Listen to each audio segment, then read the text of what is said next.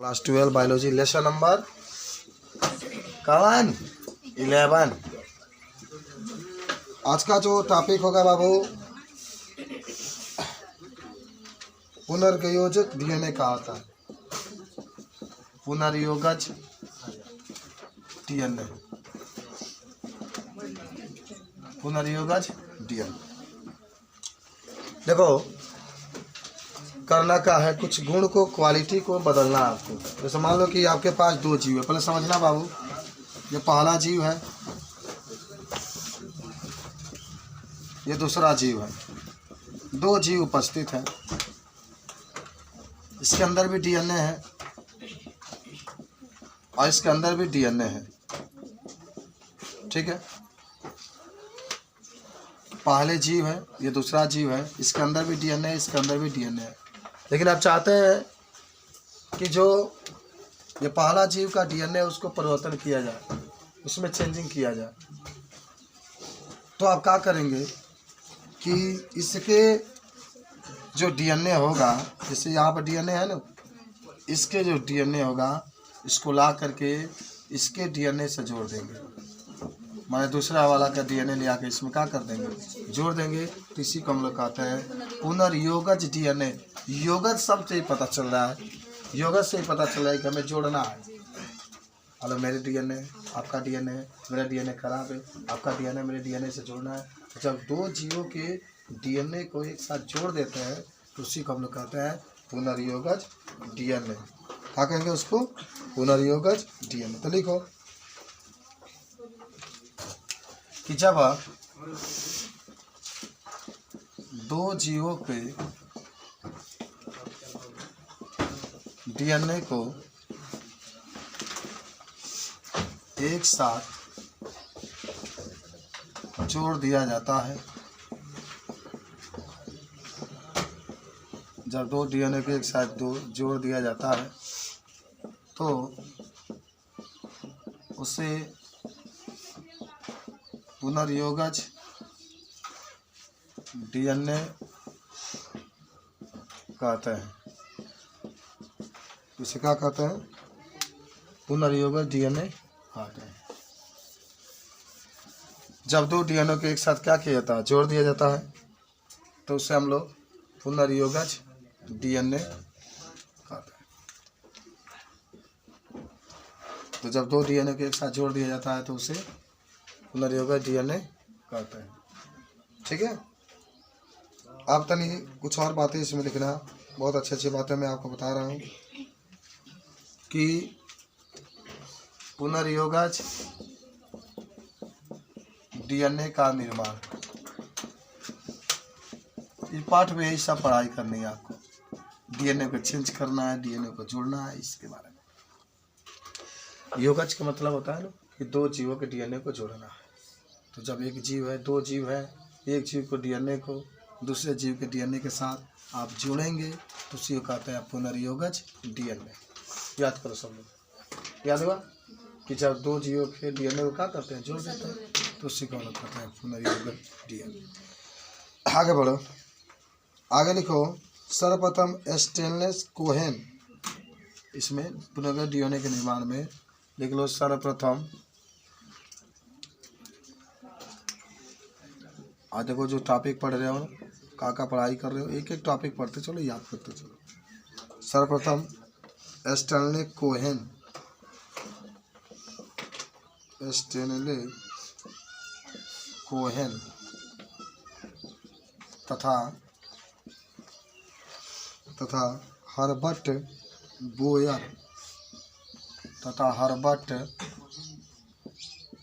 Boyer Cohen, हाँ, बोयन ने सन 1972 ईस्वी में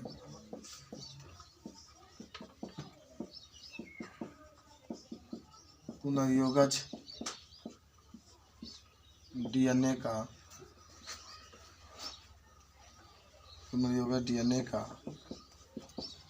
निर्माण किया था।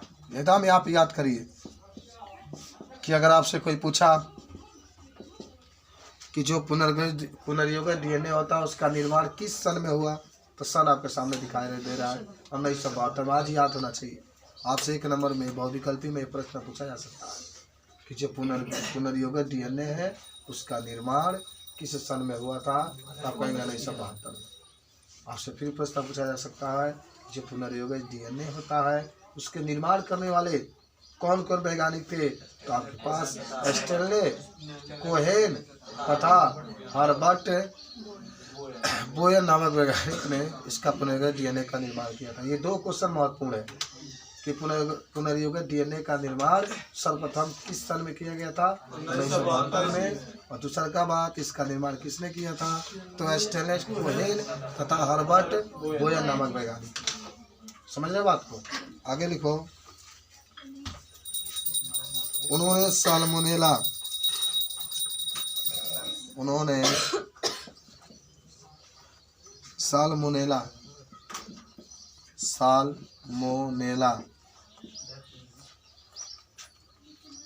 टाइफीम्यूरियम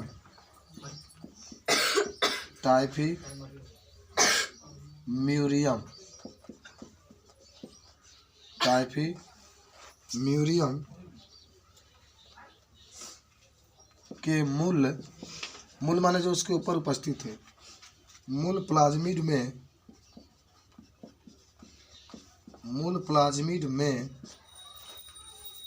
प्रतिजैविक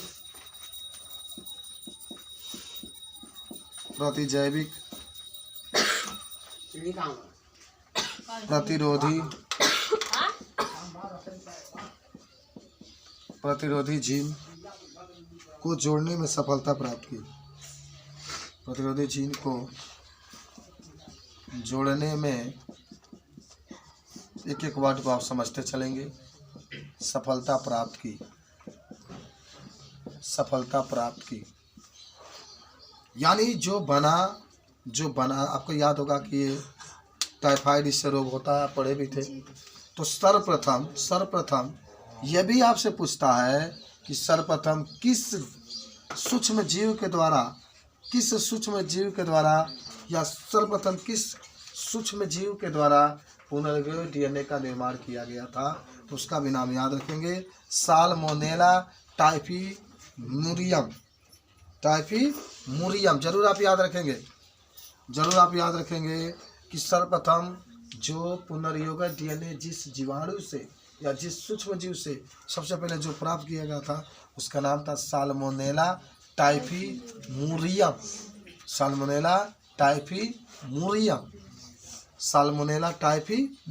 याद रखेंगे आप। इसी के द्वारा सबसे पहले उसने बनाया था। अब आइए कुछ और बातें लिखेंगे। इसके लिए उन्होंने आणविक कैंचिया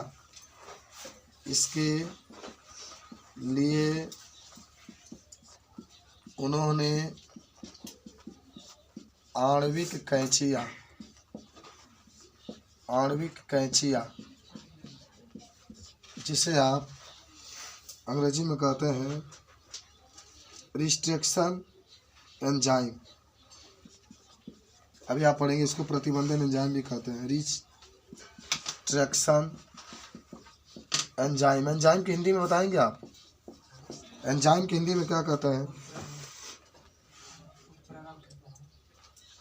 बीकर कहा जाता है, बीकर।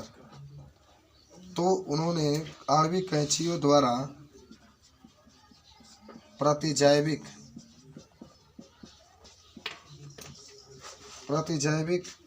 प्रतिरोधी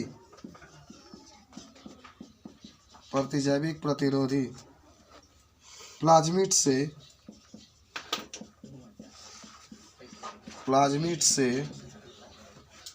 प्रतिजैविक प्रतिरोधी जीन वाले प्रतिजैविक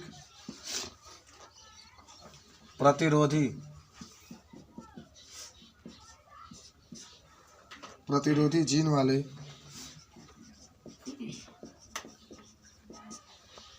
डीएनए खंड को काटा।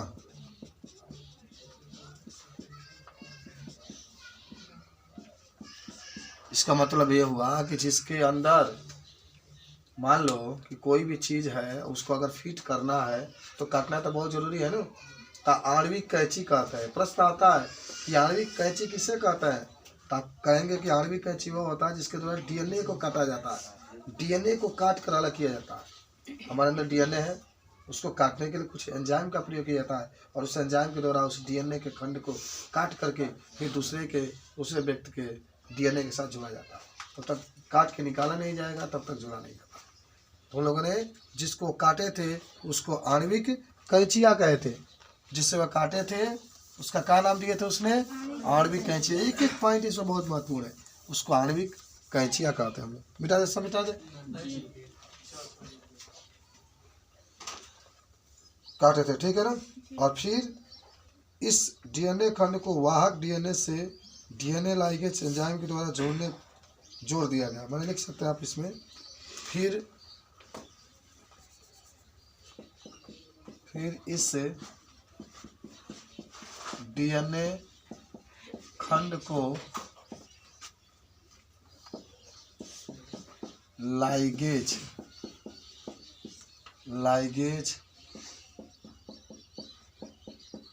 एंजाइम के द्वारा जोड़ दिया गया।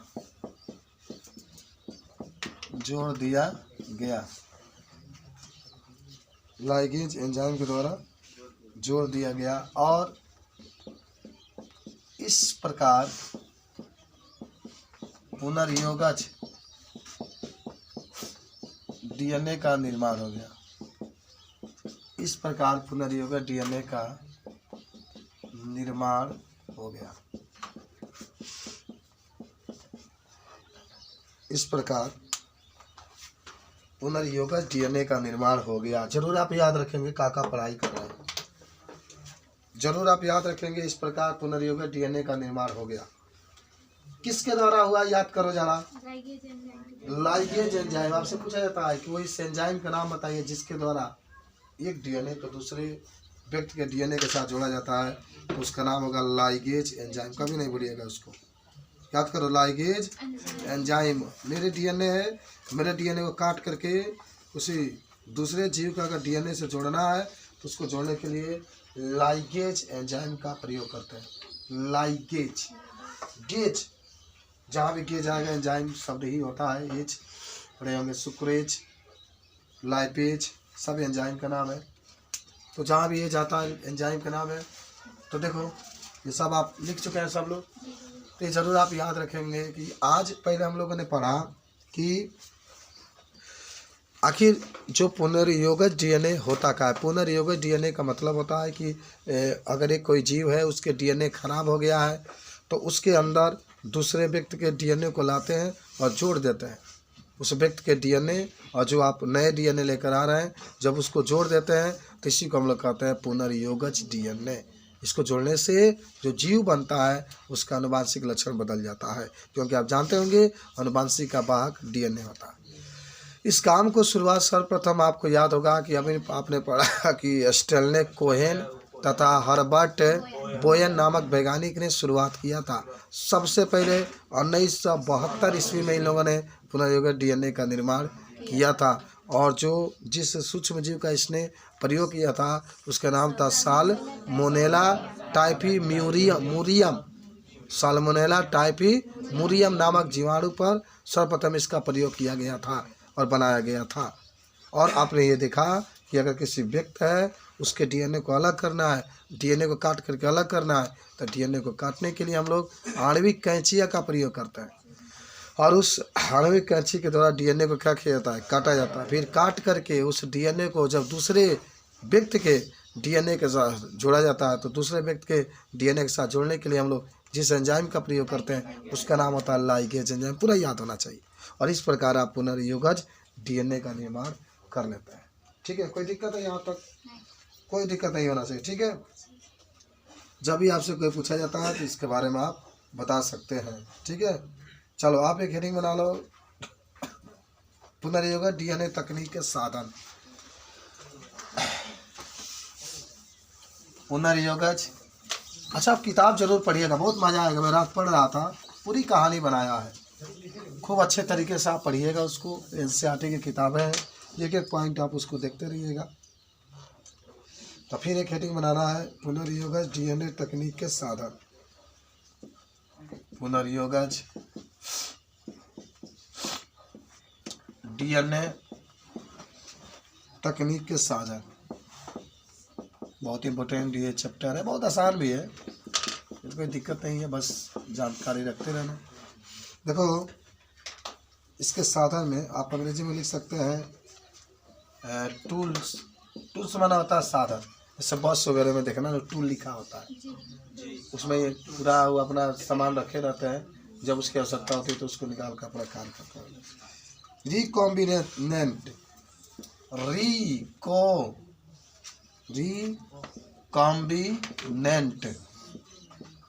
रिकॉम्बिनेंट डीएनए टेक्नोलॉजी, ठीक है। पुनर्योगज डीएनए तकनीक के साधन, टूल्स, रिकॉम्बिनेंट डीएनए टेक्नोलॉजी, ये बात आपकी रही।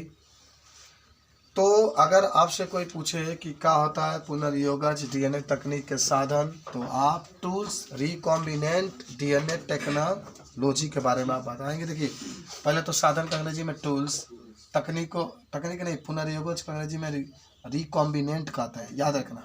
जब भी पुनर्योगज कहेगा रिकॉम्बिनेंट, तब डीएनए और तकनीक का मतलब होता है टेक्नोलॉजी। देखो पहले हम आपको एक चीज़ बताते हैं, आप क्या पढ़ रहे हैं मालूम है ना? आपका काम क्या है? आपका काम है कि एक डीएनए उपस्थित है और उसके डीएनए से दूसरे डीएनए को जोड़ना है, या एक डीएनए किसी जीव से हटा करके दूसरे डीएनए को क्या करना है, लगाना है। मान लो हमारा हृदय है, खराब हो गया, इसको चेंज करना। ऐसा ना हो, लेकिन मैंने आपको बता रहे हैं एग्जाम्पल के तौर पर, ऐसा अगर मैं किसी और को कहूँ कि तुम्हारा हृदय खराब हो जाएगा, तुमको छोड़ेगा नहीं। देखिए अपने बता रहे हैं कि मान लो मेरा हृदय खराब हो गया, तो जब हृदय खराब हो गया तो आपको नया हृदय लगाना पड़ेगा। उसको प्रत्यारोपण कहते हैं कि एक वस्तु को या एक अंग को हटा करके दूसरे अंग को लगाने की क्रिया को प्रत्यारोपण कहा जाता है। तो मान लो मेरा हृदय खराब हो गया, तो इस खराब हृदय को पहले तो काट के निकालना पड़ेगा ना। तो पहले काटा जाएगा, तो काट के फिर हृदय के निकाला जाएगा। पहले तो उसको चीरा जाएगा, फिर उसको काट करके निकाला जाएगा। फिर जहाँ से ले करके आ रहा है उसको भी, जो कोई जीव होगा उसके अंदर से काटा जाएगा, काट करके फिर उसको ले करके आएंगे। जो ले करके आते हैं उसको वाहक कहा जाता है, इसमें देखेंगे आप, वाहक उसको कहा जाता है। फिर उसको ले करके आएंगे, फिर ले करके आएंगे तो फिर इस पर लगाया जाएगा, जोड़ा जाएगा इसको। तो वही जोड़ने का काम लाइगेज एंजाइम कर रहा था। सेम वही प्रोसेस होगी। ऐसा है नहीं कि आपका हृदय खराब हो गया तुरंत गंध आकर लग गया ना। इसके लिए तकनीक है, कुछ साधन चाहिए, कोई ना कोई साधन चाहिए। पहले इसको पहले चीरना है शरीर को, उसके बाद इसको काट के निकालना चाहिए। फिर जो आप लेकर आए उसको भी लेकर आना है, फिर उसके बाद इसको इसमें लगाना है, फिर इसको जोड़ना है। तो ये पूरी प्रक्रिया को साधन कहा जाता है। तो इसी तरीके से जब एक डीएनए है किसी जीव के अंदर, दूसरे डीएनए को जोड़ना है, तो पहले कहीं डीएनए काट के लाना पड़ेगा, कोई वाहक होगा, उसके द्वारा शरीर के अंदर पहुँचाया जाएगा। फिर उसके बाद से तमाम प्रकार की जो विधियाँ होती है उसके द्वारा उस डीएनए को जब शरीर के अंदर ले जा करके तब उसको जोड़ा जाएगा। तो इसी को हम लोग कहते हैं पुनर्योगज डीएनए का साधन। कुछ समझिए, कुछ बात बुझाया आपको? साधन का मतलब क्या होता है? जोड़ने में जो आप तकनीक जो पद यूज करेंगे। तो लिखते हैं कौन कौन इसमें साधन होंगे पुनर्योगज डीएनए के लिए, आप जरूर याद रखेंगे। पहला लिख लेना प्रतिबंधन एंजाइम। 5 वाले प्रमुख रूप से साधन होते हैं। पहला प्रतिबंधन एंजाइम, प्रतिबंधन एंजाइम, ठीक है। इसको अंग्रेजी में कहता है रिस्ट्रिक्शन एंजाइम। खूब इसको आगे विस्तार से पढ़ेंगे, रिस्ट्रिक्शन। लेकिन आज ही पहले पूरा आपको याद होना चाहिए। पहले साधने याद कराओ। एंजाइम, एंजाइम प्रतिबंधन का मतलब क्या होता है? अभी काटने वाला जो एंजाइम का प्रयोग कर रहे थे ना, जो आप काट रहे थे ना, वही प्रतिबंधन होता है, जो काटेंगे आप, काटेंगे। दूसरा आता है polymerase enzyme, polymerase enzyme, polymerase enzyme, polymerase enzyme. दूसरा क्या होगा? Polymerase enzyme, enzyme. Polymerase enzyme. याद करो, ये भी काम करता है, काटने वाला ही काम ये भी होता है। तीसरा आपका होगा, अभी काट रहा है, काटने वाला काम होगा DNA ligase enzyme. DNA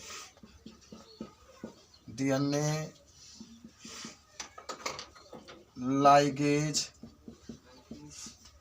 enzyme. DNA ligase enzyme. DNA ligase enzyme. काम बोलो इसका, काम बोलो। जोड़ने का काम करता है डीएनए को। डीएनए लाइगेज एंजाइम जोड़ने का काम करता है। याद करो, जोड़ने का काम करता है, जोड़ने का काम करता है एक डीएनए से दूसरे डीएनए से। लाइगेज, गे जा रहा है ना, योग में भी गे आता है, इसलिए जोड़ने का काम करता है। ठीक है, डीएनए लाइगेज एंजाइम वह एक डीएनए को दूसरे डीएनए से जोड़ने का कार्य करता है। ठीक है, परपोषी जीव, पहले वाहक लिख लो, वाहक। वाहक को हम लोग कहते हैं वेक्टर। वाहक क्या कहते हैं? वेक्टर। और पांचवा लिख लेना परपोषी जीव।